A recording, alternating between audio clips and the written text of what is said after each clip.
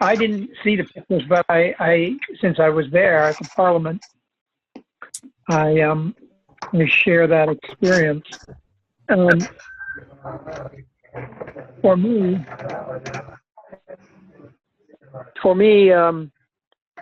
the central, I think, image that is a lasting image for me is that all the people were there were a wave of the golden age. They were the first wave of the golden age and what the possibilities lie ahead for all humanity.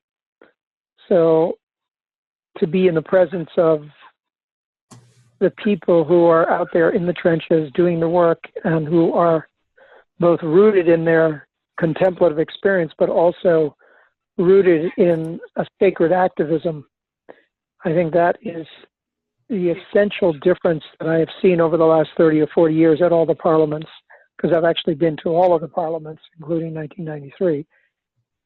So that what you see, I think in this parliament, what I saw at least was the confluence of these two large currents and the de-emphasis on religion as a box which separates us.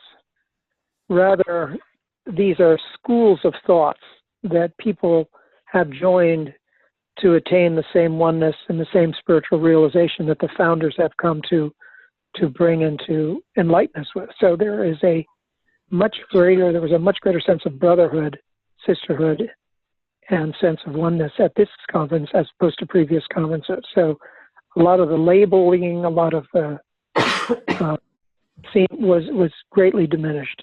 And just being around like minds of much with great generosity and great hope is always an uplifting experience.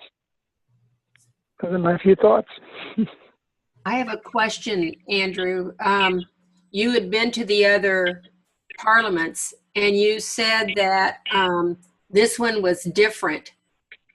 Do you know why it was different? Was it the planning by the parliament, or do you think it was a response to the great need that we have right now? What brought about that change as you saw it and experienced it? Well, there is a shift in awareness around three areas. One, first, the shift in awareness about religion and the role of religion. So in the first parliament, you see a lot of what I call maneuvering and positioning, where people came not so much to learn, but to promote and proselytize, even though it be subtle. Yeah. So that has shifted over the last 3 or 4 parliaments, and it has moved away from that. The second big change was that instead of having long-winded speeches from people who are representatives of, let's say, major, I would call them fossilized religions,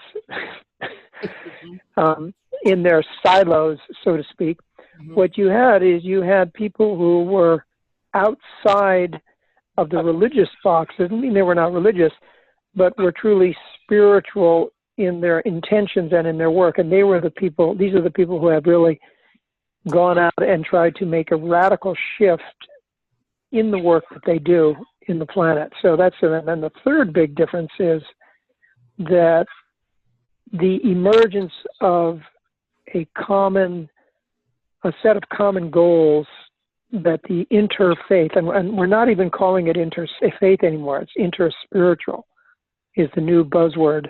And aptly is that people are recognizing that what's important is not just professing it, but the degree that you walk your talk in real life. So that speakers who were present were fundamentally rooted in their traditions, but also fundamentally rooted in a kind of sacred activism.